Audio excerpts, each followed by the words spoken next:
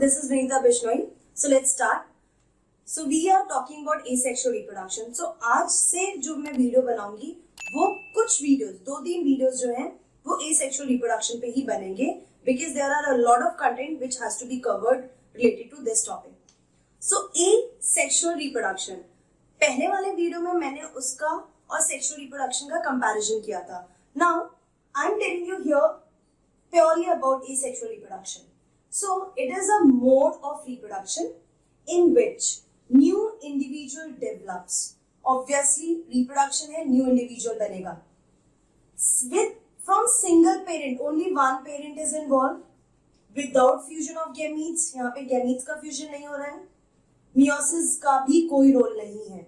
So ये 3 points मैंने जो रेड कलर में लिखा है वो आपको दिमाग में रखना है. यहाँ पे न्यू इंडिविजुअल बनेगा जिसमें एक ही पेरेंट इन्वॉल्व है, कोई मियोसिस का रोल नहीं है, प्लस कोई गैमीट का फ्यूजन नहीं है.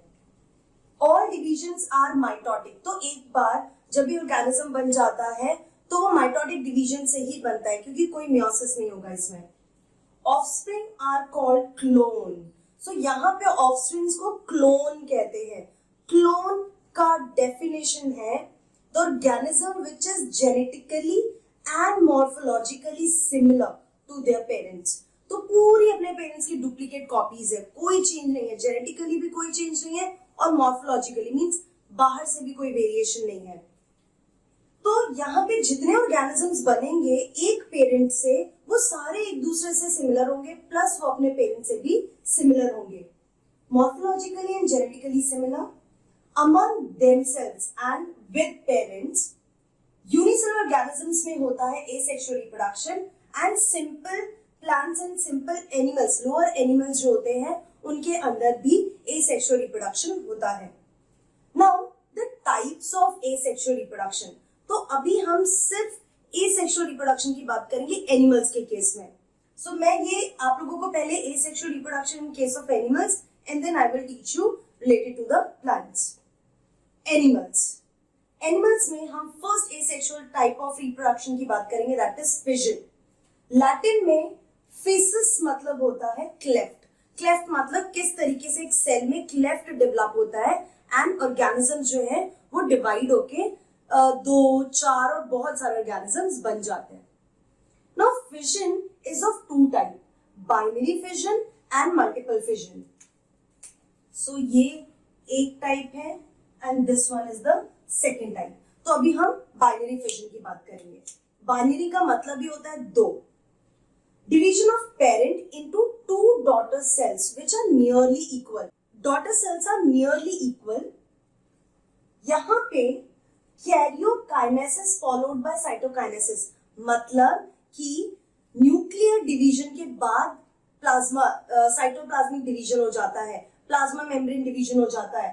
तो ये याद रखना है कि every nuclear division is followed by cytoplasmic division. So karyokinesis followed by cytokinesis.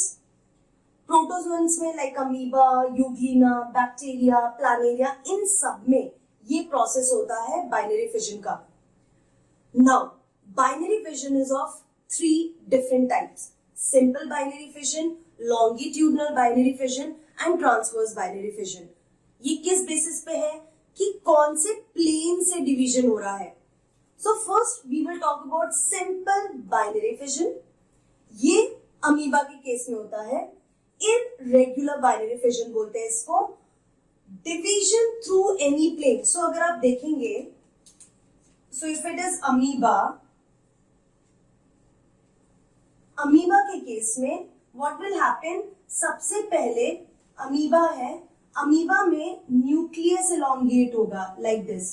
You will find that nucleus is getting elongated and then elongation के बाद nuclear division हो जाएगा and nuclear division के बाद there will be 2 amoeba.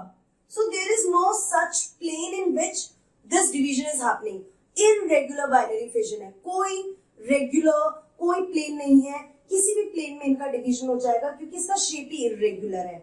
So it is the simple irregular binary fission. Remember, fission के लिए सबसे पहले the nucleus will elongate nucleus will divide into two and then cytokinesis will happen. So this is karyokinesis and then cytokinesis is happening. So इसके साथ साथ ही अगर मैं इसको और ड्रॉ करूं ढंग से, so इसके साथ साथ ही इस तरीके का डिवीजन कुछ होने लगता है. Now this is the simple binary fission. अब transverse and longitudinal, till then you can take screenshot, then I will move on to that topic. Next one is the transverse fission. It is the division along the transverse phase and it happens in diatoms, bacteria, paramecium, euglena. इन सबके cases में transverse binary fission होता है. होता कैसा है? This is the जो paramecium होता है that is having slipper like structure और उसके ऊपर इस तरीके से सीलिया प्रेजेंट होता है. One more thing is very important over here is they are having macronucleus and micronucleus. दो न्यूक्लियस होता है, macro and micro, and there will be one oral groove present like this. So what is happening over here कि इस तरीके से सबसे पहले जो डिवीजन होता है वो मैक्रो एंड माइक्रो न्यूक्लियस का होता है. So they will first elongate like this, वो इलोंगेट हो जाएंगे एंड ये जो ओरल ग्रूव है it will also start forming like this and cilia तो as it is present है.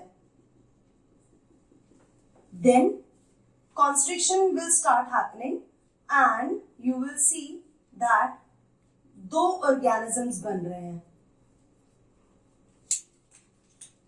There will be two nucleus, there will be oral grooves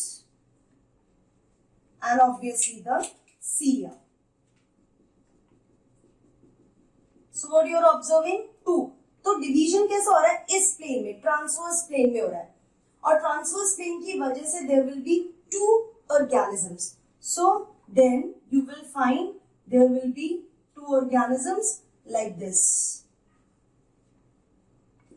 cilia हो गया. Then there will be macro, micro, macro, micro like this. So remember, nucleus again elongate and the individual will be two and the plane is transverse. Longitudinal binary fission is through the longitudinal axis.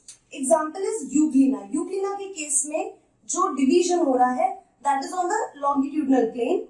So longitudinal plane के लिए euglena का अगर आपको structure याद हो, so euglena structure is having somewhat like this and they are having flagella. So obviously as usual nucleus is there, तो पहले nucleus divide होगा, फिर हल्का सा डिवीजन होगा कुछ इस तरीके से, two flagella and nucleus, two nucleus. Funny face, right? Then you will see that there will be two individuals like this, flagella is like this and they are having their own nucleus. Now you see the division is in longitudinal plane. That is why due to longitudinal plane two organisms are formed, इसीलिए हम इसको longitudinal binary fission कहेंगे. So simple binary fission, irregular, कोई plane नहीं है. Transverse axis से जब division होगा, लॉन्गिट्यूडनल फेज जब लॉन्गिट्यूडनल एक्सिस से डिवीजन होगा and two organisms will form. Now we will discuss binary fission हो गया. Now we will discuss about the multiple fission. Okay, so the last one is multiple fission. नाम से ही पता चलता है one organism will divide into many daughter cells or many daughter organisms. Amoeba, plasmodium, इन सब में ये केस देखने को मिलता है. सो होता क्या है मल्टीपल फिजन में? There will be one organism, this is the nucleus. Now in this case there will be many nuclear division, बहुत सारे न्यूक्लियस होगा. उसके बाद after a lot of nuclear division then cytoplasmic division will occur and you will find that many organisms will be present inside a single cell. इस तरीके से बहुत सारे ऑर्गेनिज्म, और जैसे ही ये ऑर्गेनिज्म थोड़े मैच्योर होने लगते हैं, cyst will break, then this will become cyst will break and you will see that different baby organisms will be out. So एक सेल से बहुत सारे ऑर्गेनिज्म बने and this process is called multiple fission. Multiple fission से ही related एक और topic है sporulation, जो सेम टॉपिक है. It is same, it is a part of multiple fission only. So see you in my next video. There I will be telling you about the sporulation and the other different modes of asexual reproduction. Till then, keep learning and be safe.